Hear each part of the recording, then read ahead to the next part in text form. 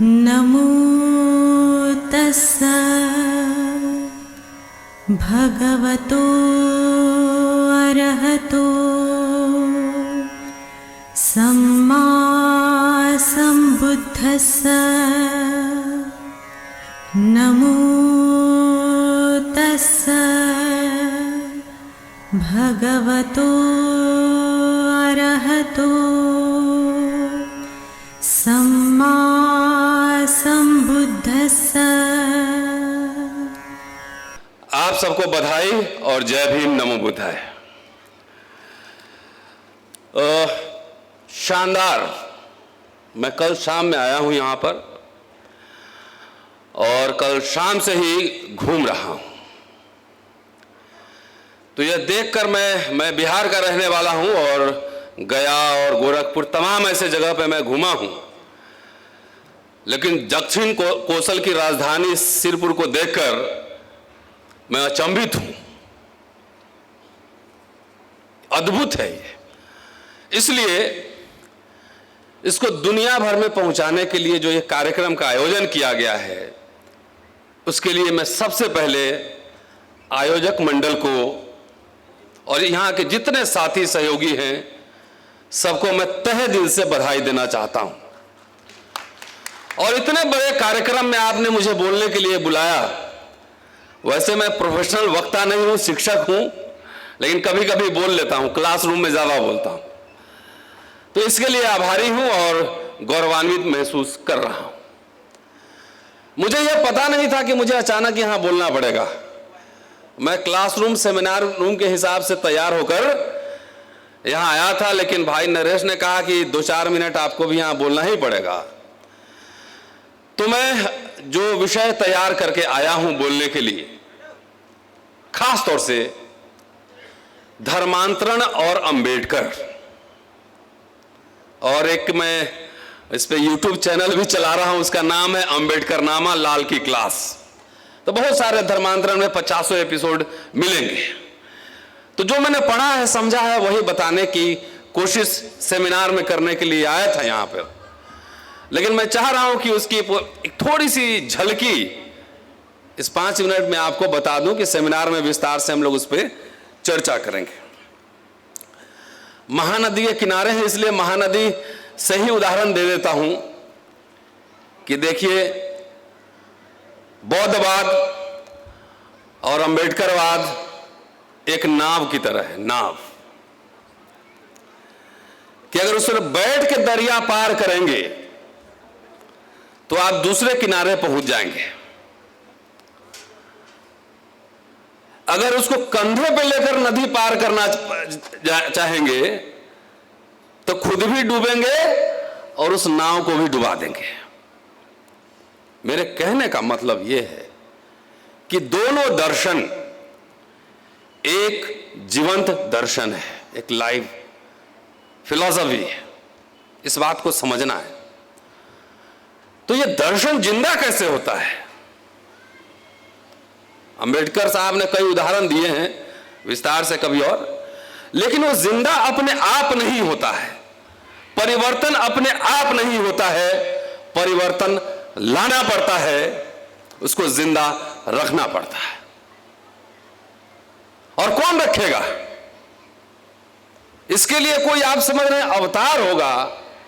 अवतार नहीं होता है। ये हम सबको जिंदा रखना है। इसको हम ही सबकी, हमारी जिम्मेदारी है इसे जिंदा रखने की।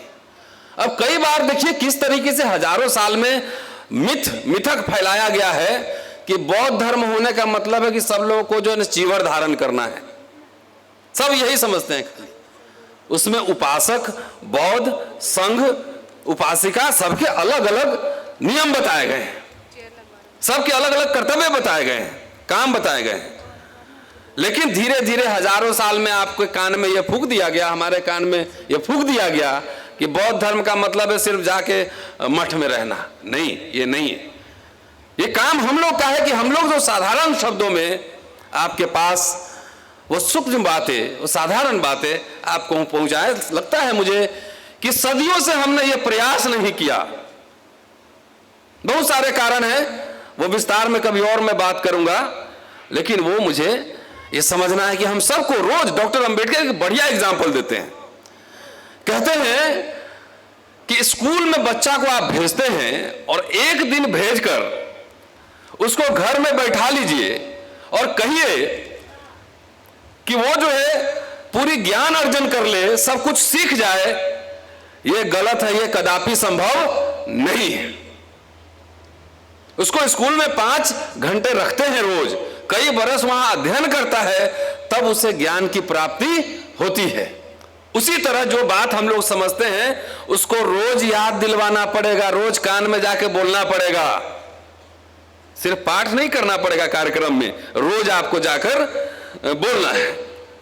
यह बात समझना है। डॉक्टर अंबेडकर ने यह भी कहा था कि भारत का असली इतिहास जो है वो पन्नों में नहीं है, वो साहित्यों में नहीं है असली इतिहास। अगर असली इतिहास जानना है तो जाकर पत्थरों को देखो, आपके सामने रखा हुआ है बुद्ध के पूरे भूमि पर, और क्या बन रहा है आप देख लीजिए खुद। मंच के माध्यम से बहुत गंभीरता से बात कह रहा हूं, मैं इतिहास का छात्र हूं। आप चले जाओ, साकेत कैसे अयोध्या बन गया, आप गया में चले जाओ, वहां से मुकदमा, कितने मुकदमे चले, मैंने तो अपने किताब में लिखा है। वहां भी धीरे धीरे इनक्रोचमेंट हो रहा है। डॉक्टर अंबेडकर ने लिखा कि यह बताना कि बौद्ध धर्म हिंदू धर्म की शाखा है, इस सबसे बड़ी बेईमानी है, और न बुद्ध विष्णु के अवतार है। आप कहीं चले जाइए, डॉक्टर काशी प्रसाद जायसवाल ने एक लेख लिखा था, बड़े इतिहासकार हुए वो भारत के, लेकिन पिछड़ी समुदाय के थे तो उनके बारे में कुछ चर्चा ही नहीं हुई।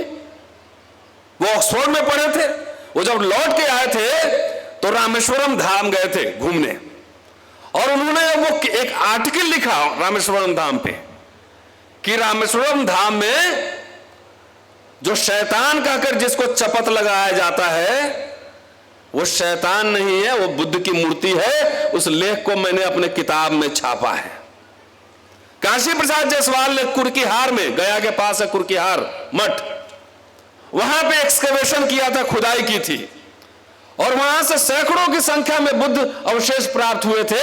वो पटना म्यूजियम में अभी भी रखा हुआ है, मैंने शोध किया है, मैं गया था वहां पे, और मैं गया कुर्कीहार घूमने, तो वहां देखा कि वहां पे एक पुजारी है और राम सीता की मंदिर बन गया है, हनुमान जी बाहर गदा लेके बैठे हुए हैं। मैंने फोटो और वीडियो बनाकर 2017 फरवरी मेरे फेसबुक पर जाकर देखेंगे, मैंने लगा दी थी। तो सारे अवशेष ये आपके हैं। जो समाज जिंदा रहता है उसकी संस्कृति भी जीवित रहती है, उसका राजनीति भी जिंदा रहता है। समाज को जागृत करना है, समाज जागृत जिस दिन होगा हम सब जागेंगे, तो आपके सामने जो हो रहा है वो देखिए, अपनी विरासत को जाइए, उस पर दावा ठोकिए, उसको वापस लीजिए। कौन करेगा ये हम ही आपको करना है। डरना मना है, डरना मना है। और डॉक्टर अंबेडकर डरते तो इतना जो लोहा ले रहे थे, इतने अंग्रेजों से भी और कई विचारधाराओं से भी, उसको सुनिए, उनको पढ़िए। आई एम री इन्वेंटिंग अंबेडकर, डिजिटल अंबेडकर। जिनको पढ़ने का टाइम नहीं है, जिनको कुछ नहीं, आप सुन सकते हैं 10 मिनट जाकर। तो यही सवाल है साथियों। मैं अगले सेमिनार में मैं 2 महत्वपूर्ण भाषण के बारे में चर्चा करने वाला हूं जो डॉक्टर अंबेडकर ने दिया था। एक दिया था 1954 में, वो बर्मा में बुद्धिस्ट शासन काउंसिल के सामने, बहुत जबरदस्त भाषण है, उस भाषण को सबको पढ़ना चाहिए। और एक 4th Buddhist international world conference हुआ था नेपाल में, काठमांडू में, जो कि हिंदू राष्ट्र था, और शाही महल में नेपाल के राजा के सामने बौद्ध धर्म की महानता पर शानदार भाषण हुआ था। उस 2 भाषण पे मैं अपनी बात सेमिनार में रखने वाला हूं। तो इसीलिए साथियों, हमारे नेता जब बाहर जाते हैं तो क्या कहते हैं? किसी नेता ने नहीं कहा कि मैं मनु की धरती से आया हूं, किसी नेता ने नहीं कहा। तो इंटरनेशनल ब्रांडिंग किसकी है? बुद्ध की, कि मैं बुद्ध की धरती से आया हूं, युद्ध की धरती से नहीं आया हूं। तो इंटरनेशनल ब्रांडिंग जो हो रही है, तो कम से कम इस देश में जितनी जो बुद्धिस्ट जो धरोहर है उसको जो है लीला में मत फंसने दीजिए, उसको बचाइए, उसको संजोइए। ये समझना हो, ये बड़ी साजिश चल रही है, कान में फूंकने की जो साजिश चल रही है, इसका कारण लगता है हमारी कमजोरी रही। हम लोग को उस तरह से ट्रेनिंग नहीं दिया गया। हम लोगों को घर घर जाकर, डॉक्टर अंबेडकर ने लिखा है कि भारत का इतिहास क्या है, बोला कुछ नहीं है, बौद्ध धर्म और ब्राह्मण धर्म का लड़ा संघर्ष है, यही इतिहास है भारत का। और मुझे दिख रहा है सिरपुर में, वो प्रमाण मुझे दिख रहे हैं। इसलिए मुझे लगता है कि सिर्फ हम जो संगोष्ठी कर रहे हैं बहुत ही कारगर कदम है, लेकिन अंतर्राष्ट्रीय स्तर पर इस आंदोलन को बचाया जाना चाहिए, बढ़ाया जाना चाहिए, कि सारे जो बुद्धिस्ट हमारे सेंटर्स हैं उसको वापस किया जाए और हम लोग को सबको चलकर घर घर जो है बौद्ध के विचारों का, बुद्ध के विचारों का, बौद्ध धर्म के विचारों का, अंबेडकर के विचारों का प्रचार प्रसार करना चाहिए। बगैर प्रचार प्रसार किए हुए, बगैर विमर्श किए हुए, बगैर बोले हुए कोई भी विचारधारा जिंदा नहीं रहती है। शुक्रिया साथियों, जय भीम।